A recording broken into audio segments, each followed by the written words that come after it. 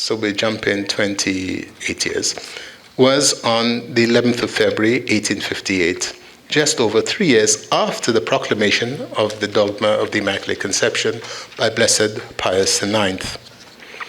A young peasant girl named Bernadette Soubrio was gathering firewood near the grotto of Massabielle when she experienced the first of 18 visions of a beautiful lady. Bernadette, who was about 14 at the time, was removing her stockings in order to cross the stream when she heard the sound of a wind all around her, despite the fact it was a calm day and the leaves of nearby trees were not moving. Hearing the sound a second time, she looked towards the entrance of a nearby cave and observed that the rose bush was moving gently. Standing above the rose bush was a beautiful young girl about her own age and height, clothed in a brilliant and unearthly white robe, wearing a blue girdle and a white veil. Additionally, from the arm hung a rosary with a gold cross, while her hands were joined at her breasts in an attitude of prayer. Her whole being was one of holiness, grace, majesty, and tenderness. Bernadette instinctively reached for her own rosary, but was unable to raise her hand until the beautiful girl blessed herself with her own rosary.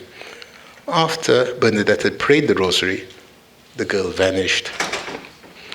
On the third apparition, the girl asked Bernadette to return to the grotto for 15 days consecutively.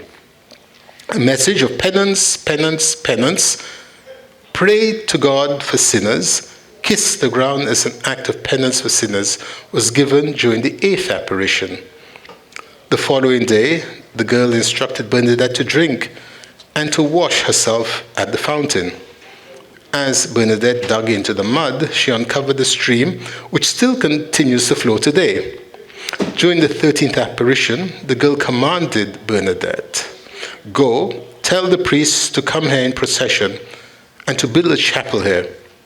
In the 16th appearance, the girl revealed her name to Bernadette, saying, "I am the Immaculate Conception."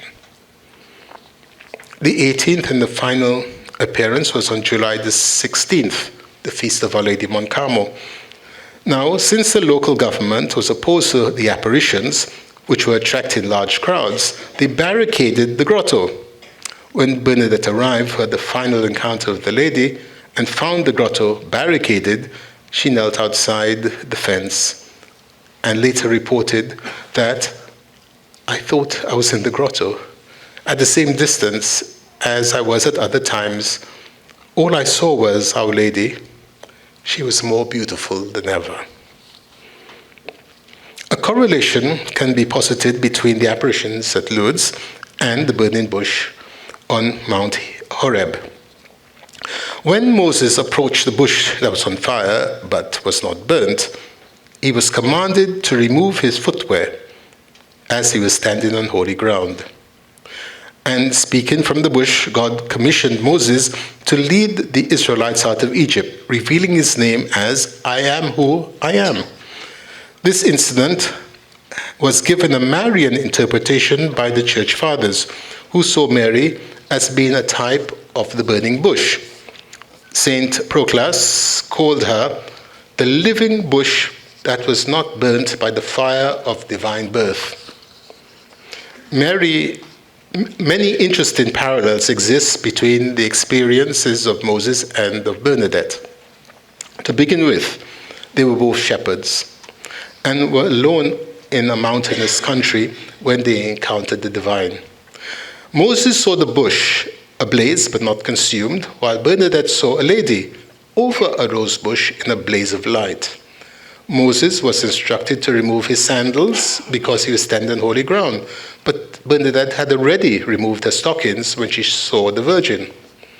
After their visions, both Moses and Bernadette were followed by crowds of people. The people following Moses did not hear the voice of God, but experienced his presence by the thunder and lightning. At Lourdes, the people heard nothing but the radiant but rather they quote a radiant sight of reflected heavenly beauty on Bernadette's ecstatic face.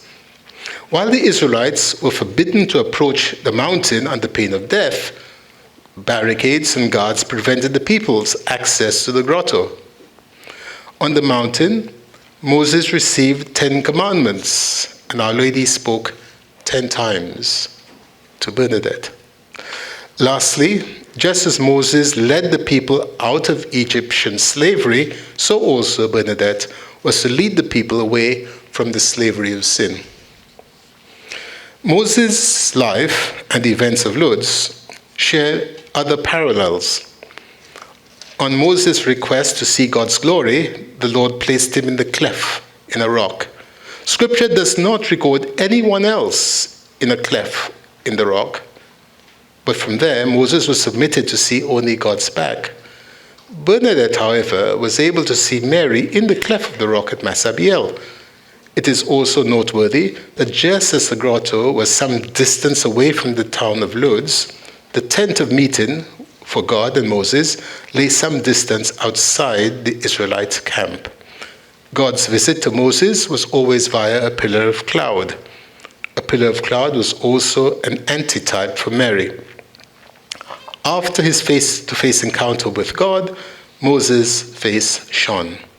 From her facial expressions, the onlookers at Lourdes were convinced that Bernadette was having a heavenly encounter with the Lady. Additionally, to bring physical relief to the thirsty Israelites, God instructed Moses to strike the rock. Likewise, Mary directed Bernadette to the hidden spring, which is still a source of both spiritual and physical healing.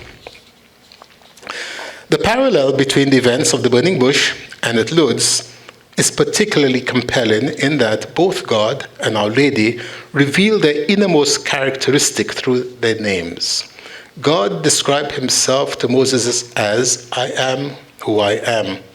That is the eternal, infinite, self-existent being who is the cause of all things.